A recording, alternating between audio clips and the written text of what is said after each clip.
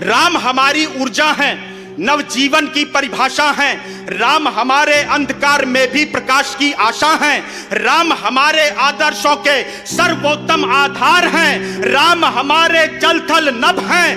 राम सकल संसार हैं। बुद्धि भाग ब्रह्मा है जिनके वेद कंठ की वाणी है, जिनकी केवल एक झलक से तर जाते सब प्राणी हैं। सूर्य चंद्रमा नेत्र हैं जिनके ब्रह्मलोक निज मस्तक है। चरण भाग पाताल लोक में जाकर देता दस्तक है। जिसकी प्रकृति की गति से ही काल नियत गति पाता है। जिसके केवल एक रूप में यह ब्रह्मांड समाता है। सागर पार किए बिन प्रभु वैदेही को पा सकते थे। राम भक्त हनुमत ही सी को लंका से ला सकते थे, लेकिन प्रभु ने कदम कदम पर सही गलत का ध्यान रखा। अनगिन कष्ट उठाए फिर भी मर्यादा का मान रखा। सिर्फ धर्म स्थापित करने का मन में विश्वास रहा। प्रभु ने सिय का सिय ने प्रभु का वन में भी वनवास सहा। जगत जनन सीता माता का पापी ने था हरण किया। सर्व ज्ञान का सागर होकर अहंकार का वरण किया। कोना कोना दिग दिगंत का लंकेश्वर से डरा हुआ था। नक्शे सिकतक रावण भुजबल के घमंड से भरा हुआ था। करता था उपहास निरंतर साधु संत के मर्मों का। छलक रहा था खड़ा पाप का लंकेश्वर के कर्मों का। लंकेश्वर को कर्मों का फल देने नीति निधान गए।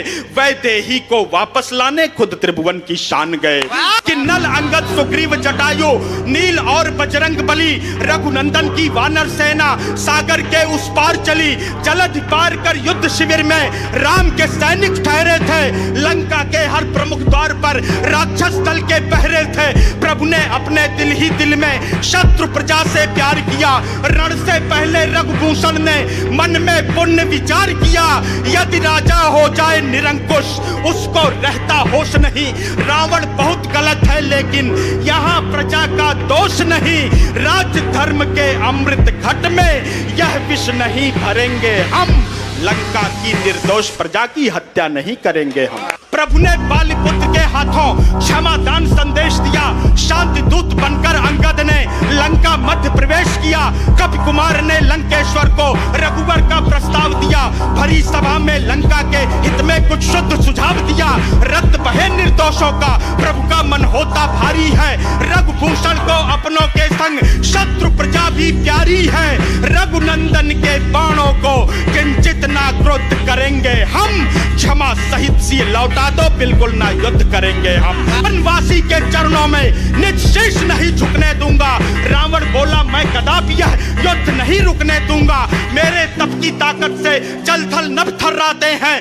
देवदूत क्या स्वयं देव भी रावण से घबराते हैं। मूर्ख अधर्मी ने विनाश का खंजर खुद को घोंप दिया। अहंकार के मद में निर्दोषों को रण में झोंक दिया। एक तरफ रावण का छल था, दूसरी ओर सत्य की आशा। एक तरफ असुरों का बल था, दूसरी ओर तपस्वी भाषा। एक तरफ भगवा ध्वजथा में सेना थी रघुराई की और दूसरी ओर खड़ी थी केवल भीड़ बुराई की। बजा बिगुल फिर शंख ध्वनि से क्रोध की ज्वाला फूट पड़ी। विद्युत गति से वानर सेना दैत्य दलों पर टूट पड़ी। हर हर हर हर महादेव की नभ तक गुंजित नारे थे। बैरी दल की आंखों के आगे दिन में ही तारे थे। गूंज उठी थी दसों दिशाएं शस्त्रों की टंकारों से। कोई असुर तीर से मरता, कोई खड़ग के वारों से। ध्वनिगत से तलवारें आकर आपस में टकराती थी। शोणित की धाराएं जाकर सागर में मिल जाती थी। वरण कर चुके युद्ध में प्रमुख वीर जब सारे। रावण आया सोने का रथ लेकर सिंधु किनारे। भड़क रही थी अग्नि हृदय में रावण के प्रतिशोध की। टूट चुकी थी सब सीमाएं लंकेश्वर के क्रोध की। निज करतल पर पर्वत लेकर लंकेश्वर चल सकता है।